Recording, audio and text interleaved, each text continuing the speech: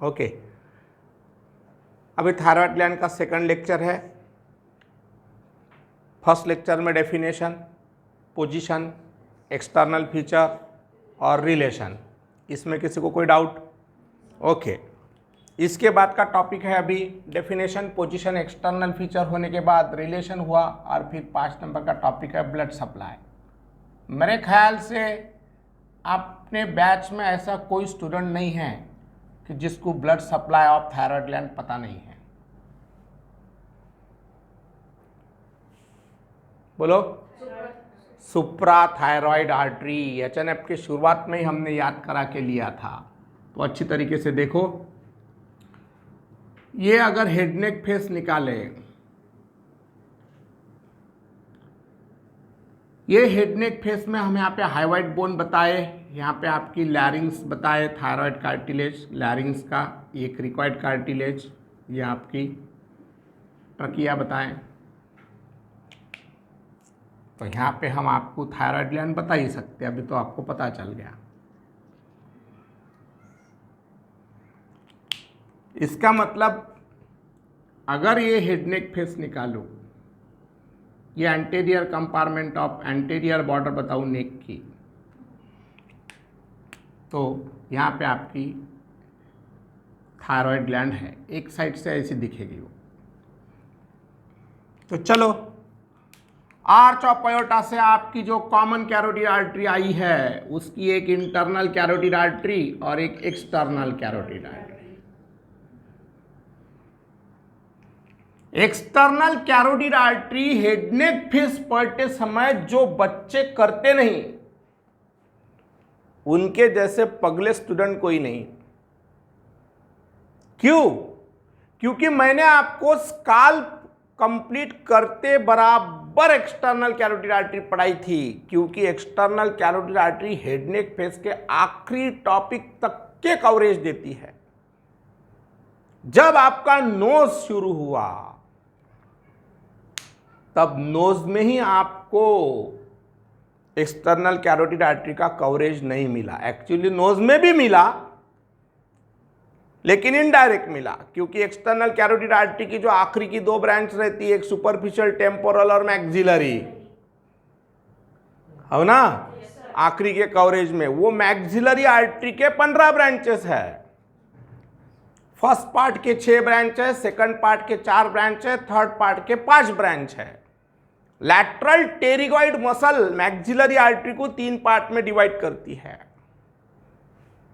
समझा ना? तो फर्स्ट पार्ट से deep auricular artery, anterior tympanic artery, middle meningeal artery, accessory meningeal artery and inferior alveolar artery, ये first part की branches है, 5 ब्रांच। सेकंड पार्ट की 4 ब्रांचेस है, deep temporal artery, pterygoid artery, masseteric artery and buccal artery. और third part की 6 branches होती है, posterior superior alveolar artery, infra orbital artery, greater palatine artery, pharyngeal artery, artery to pterygoid canal and sphenopalatine artery. तो sphenopalatine artery nasal septum पे आ गई थी।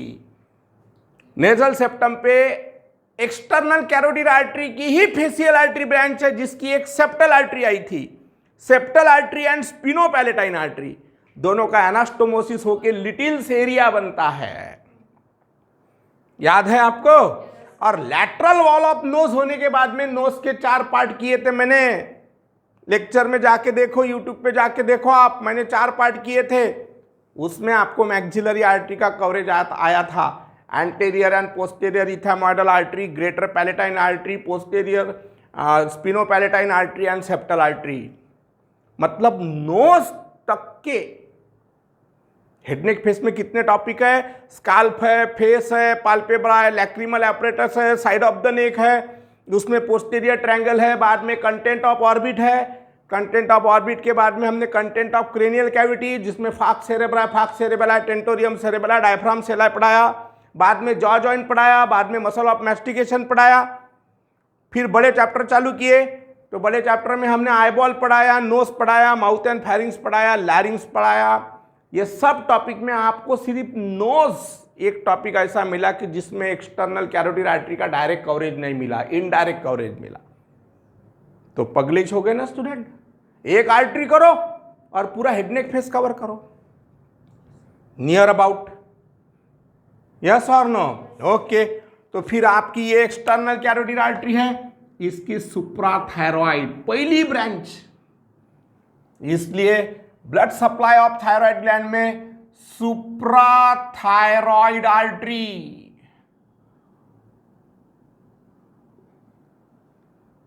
which is the branch of external carotid artery। अब तुम मेरे को बताओ, अगर साइंटिस्ट ने सुप्रा वर्ड यूज किया मतलब इंफ्रा भी है। अरे एक ही बहन है घर में, तो वो बड़ी है कि छोटी है? एक ही बहन है तो बड़ी है कि छोटी है? वो दो बहना है तो फिर एक बड़ी एक छोटी होगी, नहीं तो डायरेक्ट थायराइड आर्टरी बोलता था साइंटिस्ट। सुप्रा बोला, इसका मतलब इंफ्रा भी है। तो कोई है बैच में जो इंफ्रा थायराइड आर्टरी बोल सकता? देखो पढ़ाया है इसलिए पूछ रहे हम। अब एक हिंट देते हम आपको, पोस्टेरियर ट्रायंगल के कंटेंट में आई थी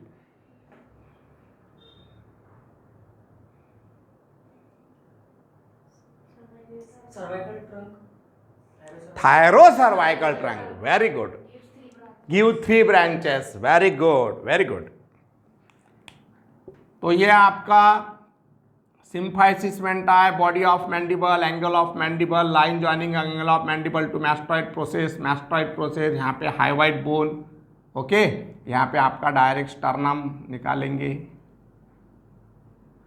अभी लैरिंग्स नहीं निकालते, डायरेक्ट यहाँ पे थायराइड ग्लैंड बताएंगे ऐसी।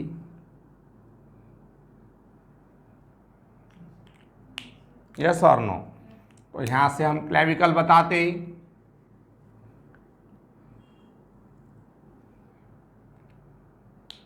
ओके, तो यहाँ पे हम आर्च ऑफ आयोटा, तो वो तुमको हाउच बोलना पड़ेगा। यहाँ से आपकी लेफ्ट सबक्लेवियन आर्टरी थी, ये लेफ्ट सबक्लेवियन आर्टरी आपका पोस्टेरियर ट्रायंगल में थायरोसर्वाइकल ट्रंक देती है, और ये थायरोसर्वाइकल ट्रंक की infrathyroid artery, transverse cervical artery and suprascapular artery. Very good. तो अभी बाकी का काम नहीं, आपका इसका काम है। That is suprathyroid artery and infrathyroid artery. Infrathyroid artery is the branch of thyrocervical trunk. हमने YouTube पे, हमारे चैनल पे एक arterial blood supply lecture number 1 का वीडियो डाला है। हो सके तो सब बच्चों ने वो कम से कम 5 बार देखो, क्योंकि हमने लेफ्ट वेंट्रिकल से कौन सी आर्टरी में कंटिन्यूएशन होती, वो कंटिन्यूएशन होने की जगह कहां पे है, तो पूरा लेफ्ट वेंट्रिकल से ऊपर ब्रेन तक के भी गए, लेफ्ट वेंट्रिकल से हम आपके अपर लिम्ब के डिजिट तक के भी गए, फिर लेफ्ट वेंट्रिकल से डिसेंडिंग आयोटा होते हुए उतरते हुए एब्डोमिनल आयोटा होते हुए मिड इंग्वानल पॉइंट से फीमोरल आर्टरी लेते के पैर के डिजिट तक के गए। मतलब आपको एक ही लेक्चर में पूरे बॉडी में सर्कुलेशन कैसा दौड़ता है वो पता चल जाता। उसके बाद हमने सिर्फ कोरोनरी आर्टरी पे यानी असेंडिंग आयोटा पे लेक्चर डाला। अब कुछ दिनों के बाद आर्च ऑफ आयोटा पे लेक्चर आएगा, फिर सबक्लेवियन आर्टरी, फिर एक्सिलरी आर्टरी, ऐसे एक एक लेक्चर आएंगे। आर्टेरियल ब्लड सप्लाई नाम का टॉपिक है, समझा? तो वो पहला जो लेक्चर है आर्टेरियल ब्लड सप्लाई का, वो एक बार देख लिए तो आपको ये क्वेश्चन ही नहीं रहेगा कि कौन सी आर्टरी का कंटिन्यूएशन है और कौन सी आर्टरी में कंटिन्यू होती है।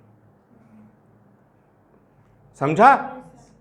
That is suprathyroid artery is the branch of external carotid artery. Infrathyroid artery is the branch of thyrocervical. Thyrocervical trunk is the branch of subclavian artery. Okay. बाद में दूसरा 6 नंबर का टॉपिक है venous drainage. Venous drainage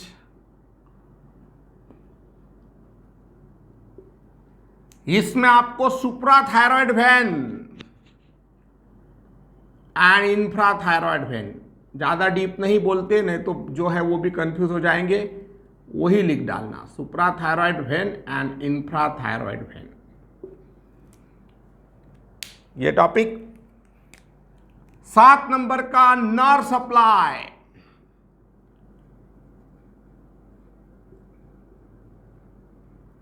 superior, middle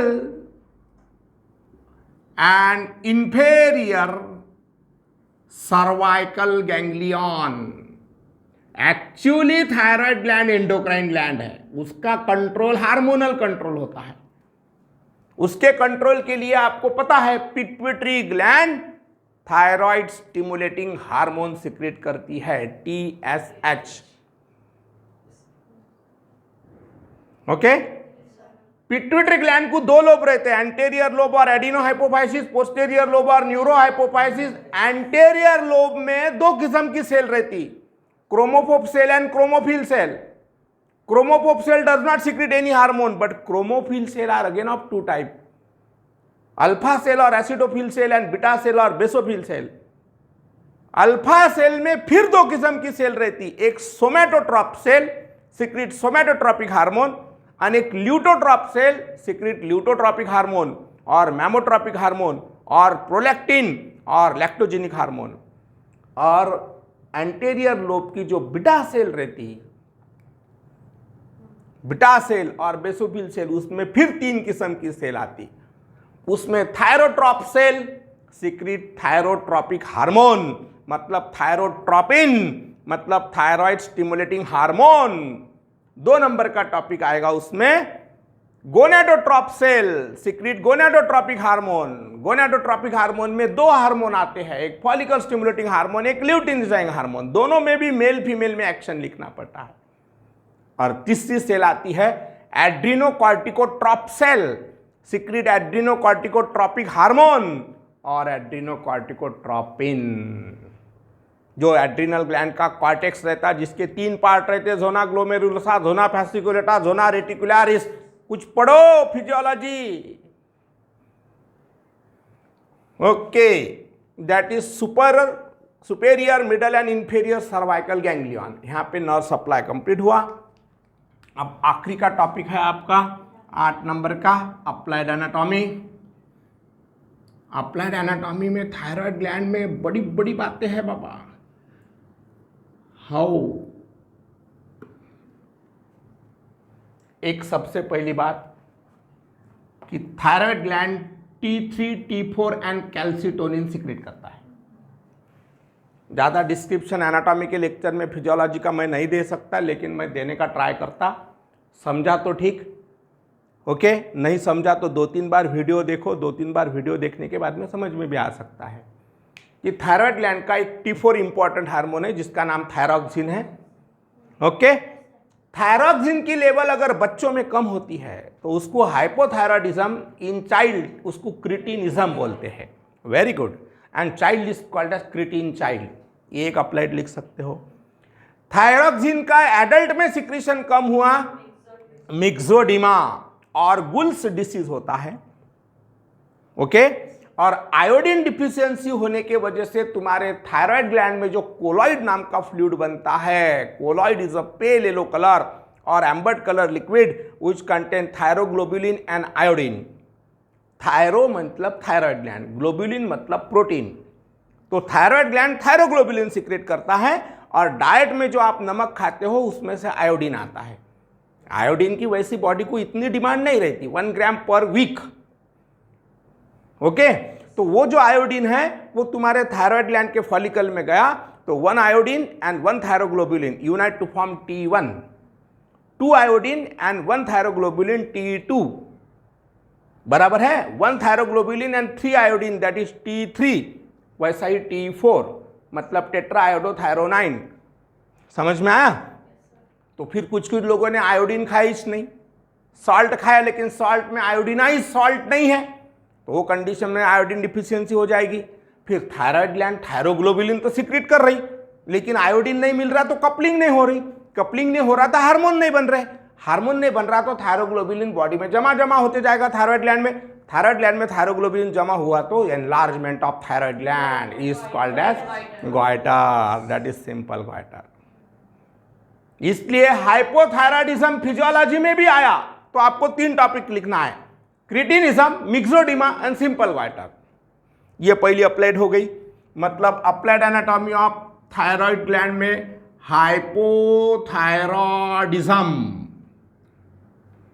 hypothyroidism में एक cretinism है, slow physical growth, slow mental growth, slow sexual growth, delay in standing, delay in walking, delay in dentition, सभी week रहेगा क्योंकि थायरॉक्सिन का मेन रोल ही metabolism के लिए है, बेसल मेटाबॉलिक रेट मेंटेन करने का काम है। Thyroxine increase the metabolic activity of your metabolic cell in the liver. Okay, बड़े लोगों में थायराइड ग्लैंड का T4 का सिक्रेशन कम हुआ, उसको मिक्सोडिमा बोलते हैं।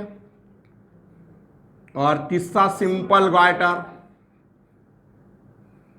ये एक बात हो गई। 2 नंबर का अप्लाइड एनाटॉमी में हाइपरथायरॉयडिज्म, इसके नाम ही बहुत है, आपको पता होगा। हाइपरथायरॉयडिज्म को दूसरा नाम है ग्रेव्स डिसीज, सुना है? हाँ, थायरोटॉक्सिकोसिस, ये भी एक नाम है। एक्सोप्थेल्मिया, ये भी नाम है। एक्सोप्थेल्मिक गॉइटर, ये भी नाम है। बैसेडॉस डिसीज भी नाम है। प्लूमर्स डिसीज भी नाम है। तो पहले 3-4 ध्यान में रखो, नहीं तो एनाटॉमी है, इतना टेंशन मत लो। ये हाइपरथायरॉयडिज्म और ग्रेव्स डिसीज, थायरोटॉक्सिकोसिस, इतना ध्यान में रखो। यस? बाद में कुछ लोगों को थायराइड ग्लैंड को कैंसर होता है, उसमें थायराइडेक्टॉमी, पार्शियल थायराइडेक्टॉमी भी होती है, मतलब थायराइड ग्लैंड का कुछ पार्ट भी निकाला जाता है। कुछ लोगों में पूरी थायराइड ग्लैंड भी निकाली जाती है, दैट इज थायराइडेक्टॉमी है। हाइपोथायरॉयडिज्म है, हाइपरथायरॉयडिज्म है। ये हो गया T4 के लेवल में। और इसका एक थायराइड ग्लैंड का एक इंपॉर्टेंट हार्मोन है कैल्सिटोनिन, कैल्शियम लेवल।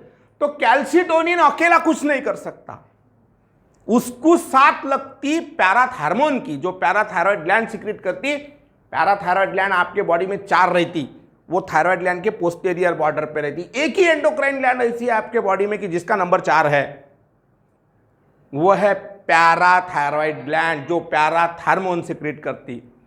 तो तुम्हारे बॉडी में टोटल जितना भी कैल्शियम आता है उसमें से 90% कैल्शियम बोन में रहता है, 10% कैल्शियम ब्लड में रहता है। Isn't it so? Yes or no? तो फिर तुम्हारा जो कैल्शियम होता है वो कैल्शियम 90% बोन में रहता, मतलब तुम्हारे घर में जितने भी पैसे आते उसमें 90% बैंक में रहते। वैसा तुम्हारे बॉडी में कैल्शियम बैंक बोन होता है, और 10% पैसे तुम घर में या जेब में रखते खर्चे के लिए। अब 90% कैल्शियम बोन में और 10% ब्लड में, ये दोनों भी मेंटेन रहने को होना, इसलिए 2 हार्मोन लगेंगे, बराबर। तो तुम्हारा जो निकाल के बताता मैं डायग्राम, फिर आपको समझेगा। थोड़ा सा गौर करो, एनए फिजियोलॉजी के हिसाब से भी आपको कवर हो जाएगा। देखो, ये समझो आपके बॉडी में बोन्स निकाला मैं एक कोई भी, और ये एक आर्टरी बताई,